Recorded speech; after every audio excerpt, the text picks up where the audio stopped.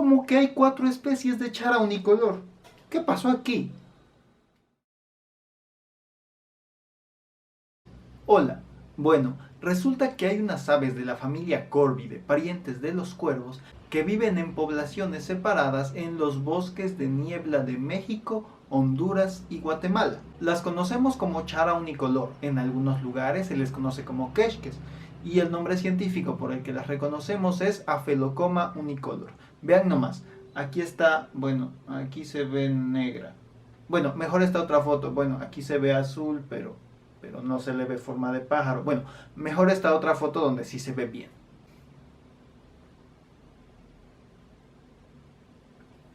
En fin, a esta ave le gusta vivir en bosques de niebla bien conservados y se encuentra en poblaciones separadas en los estados de Oaxaca, de Guerrero, de Veracruz e Hidalgo, de Chiapas, de Guatemala y de Honduras.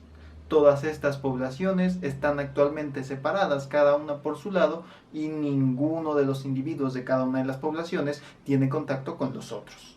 También estas poblaciones de chara unicolor, estas poblaciones separadas, se han conocido desde por ahí de 1940. Pero desde entonces ha habido un poco de discusión sobre si en realidad estas poblaciones son especies separadas. Pero ¿cómo está esto de las especies? ¿Qué se supone que es una especie? Para saber qué es una especie hay que meternos más adentro en ciertos términos biológicos, así que pongan mucha atención. El concepto de especie es uno de los conceptos fundamentales de la biología, pero ha ido cambiando a lo largo de los siglos conforme la biología también va cambiando. En un principio era un esfuerzo por agrupar a organismos con características similares dentro de grupos, dentro de especies. Y parecía ser bastante fácil, era más o menos así. Este individuo tiene una característica particular y este otro tiene características particulares que lo hacen diferente del otro individuo. Por lo tanto, son dos especies distintas. Básicamente ese era el pensamiento de los naturalistas del siglo XIX y un poquito antes.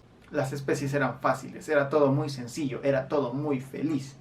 Es en este momento cuando surge el concepto de especie biológica, que es el que, si bien nos va, vimos seguramente en las clases de biología de la secundaria o de la prepa, y que más o menos dice así. La especie es un grupo de organismos con características similares que son capaces de reproducirse entre sí y producir descendencia fértil. Todo bien hasta ahí, no hay problema, parece ser bastante sencillo. Pero las cosas se complicaron cuando nos dimos cuenta de que las especies no solamente están allí plantadas, sino que van evolucionando a lo largo de miles y miles de años y que algunas se van extinguiendo y otras van apareciendo de repente en el registro fósil. También hay fósiles que no podemos saber si se reproducen entre sí porque son fósiles, y aparte sabemos también que el modo en el que cambian las especies probablemente está mediado por las cosas que hacen en su ecosistema y su interacción con otros grupos que también son especies, y aparte hay genes y los genes son los que codifican los caracteres que estamos viendo en realidad. Y entonces la cosa se complica, y se complica bastante.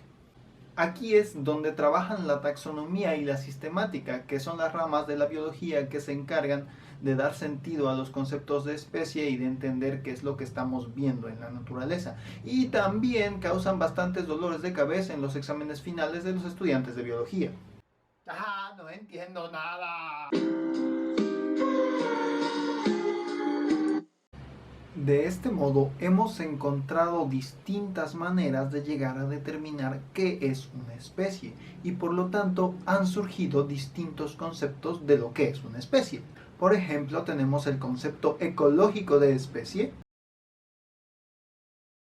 el concepto evolutivo de especie, el concepto filogenético de especie y el concepto morfológico de especie, entre otros veintitantos conceptos más que existen. De este modo, los conceptos de especies se vuelven hipótesis, que están basadas en la evidencia disponible y que están sujetas a cambio conforme surjan más y mejores evidencias a lo largo del tiempo. Podría decirse que el concepto de especie, así como esas entidades a las que nosotros llamamos especies, son dinámicos y van cambiando a lo largo del tiempo. Recapitulando entonces, las entidades a las que en biología llamamos especies son unas hipótesis que están basadas en evidencia, y esta evidencia puede provenir de distintas fuentes, ecológicas, evolutivas, morfológicas o genéticas. Durante mucho tiempo distintos conceptos de especie clamaban por ser los que mejor definían estas entidades, ya fuera genéticamente, ecológicamente, evolutivamente, etc. Pero actualmente el punto de vista que tenemos de las especies es más una mezcla de todo. Es decir, tenemos evidencia genética, evidencia evolutiva, evidencia de nicho ecológico que nos proveen las suficientes bases para decir que cierta entidad, cierto grupo de organismos son una especie. Y a esto se le llama taxonomía integrativa, que es cuando tomas la evidencia desde varias fuentes para construir una misma historia, para contar una misma historia. Y esto es precisamente lo que ha pasado con la chara unicolor. Desde mitades del siglo pasado ya se proponía que estas poblaciones separadas eran en realidad especies distintas, pero la evidencia disponible en ese momento no era suficiente para soportar esta hipótesis. Hasta ahora, cuando ha salido este artículo. En la descripción les dejo el link para que lo lean bien, si es que les interesa. Donde, tomando distintas fuentes de evidencia, los autores proponen que en realidad estas poblaciones separadas de chara unicolor son especies distintas, cuentan historias distintas, y este es el modo en el que se llegó a esa conclusión. A partir de tres fuentes de evidencias distintas, como la morfología, que son las cosas que podemos ver de un organismo como color, forma, medidas, etc. La genética, que en este caso nos cuenta desde hace cuánto tiempo estas poblaciones han estado separadas. Y la ecología, que nos explica si hay diferencias en las variables ambientales de los lugares que estas distintas poblaciones prefieren. Así pues, lo que sucedió es que con estas charas unicolores se hicieron distintos análisis. Se tomaron medidas de distintos individuos que provenían de las distintas poblaciones separadas. ¿Recuerdan los videos de las colecciones científicas? Bueno, pues para esto es precisamente que sirven. A partir de estos mismos ejemplares también se tomó material genético de las plumas y se analizaron las diferencias entre el nicho ecológico de cada una de estas poblaciones. El nicho ecológico es otra cosa bien genial y bien curiosa que merece aparte su propio video.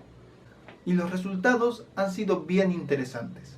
La morfología nos cuenta que hay 4 grupos bien diferenciados que coinciden precisamente con esas poblaciones separadas. Uno al este del Istmo de Tehuantepec, en Chiapas, Guatemala y Honduras. Otro en la Sierra de Guerrero y otros 2, uno en Oaxaca y otro en las sierras de Veracruz y de Hidalgo. Estos grupos varían en el tamaño de los individuos, así como en el largo del pico, el largo de la cola y la intensidad de la coloración azul. Particularmente los individuos de la población de Guerrero son más grandes y más oscuros. La evidencia genética, por otro lado, nos cuenta una historia similar. Nos habla que hay 2 linajes que se separaron en los bosques de niebla a ambos lados del Istmo de Tehuantepec hace unos 3 millones de años. Y luego, el grupo al oeste del Istmo se separó a su vez en 2 linajes más hace unos 2 millones de años, para finalmente separarse en 4 linajes separados hace aproximadamente 900.000 años. Estos linajes que se han ido separando son los mismos que dan origen a estas poblaciones que ahora están separadas. Y la evidencia genética nos cuenta la misma historia que la evidencia morfológica, diciéndonos que son distintos y que cada uno de estos linajes tiene particularidades que lo hacen único, que lo hacen diferente.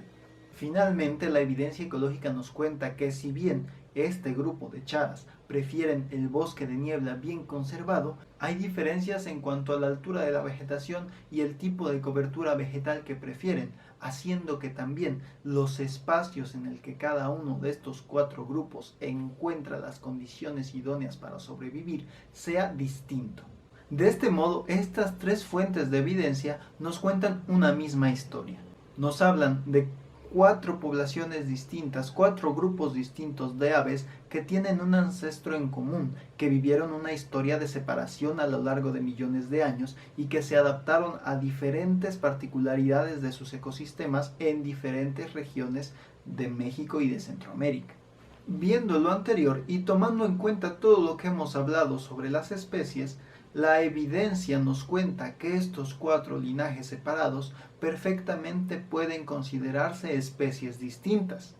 Y esto resulta bien importante porque cada una de estas cuatro entidades que ahora llamaremos especies está generando una historia evolutiva distinta y está generando interacciones distintas en los bosques de niebla que cada una de las charas unicolores habitan. Ahora bien, los procesos que hacen que una población de animales, de aves o de seres vivos en general se separe y dé lugar a poblaciones disjuntas que tendrán una historia evolutiva separada y propia a través de miles de millones de años, es otra historia que pronto les contaré. Espero. Bueno, espero que les haya agradado este video donde intento explicar el concepto de especie a través de la historia de la chara unicolor, que son realmente pájaros bien bonitos que podemos encontrar en los bosques de niebla conservados. Si tienen dudas sobre el concepto de especie, abajo en la descripción dejo varios artículos en los que me basé para armar las explicaciones de este video. Espero que les haya gustado, suscríbanse al canal, activen la campanita para recibir notificaciones y compartan los videos para seguir creciendo, seguir pajareando y seguir hablando de las historias de las aves en México y en el mundo. Muchas gracias.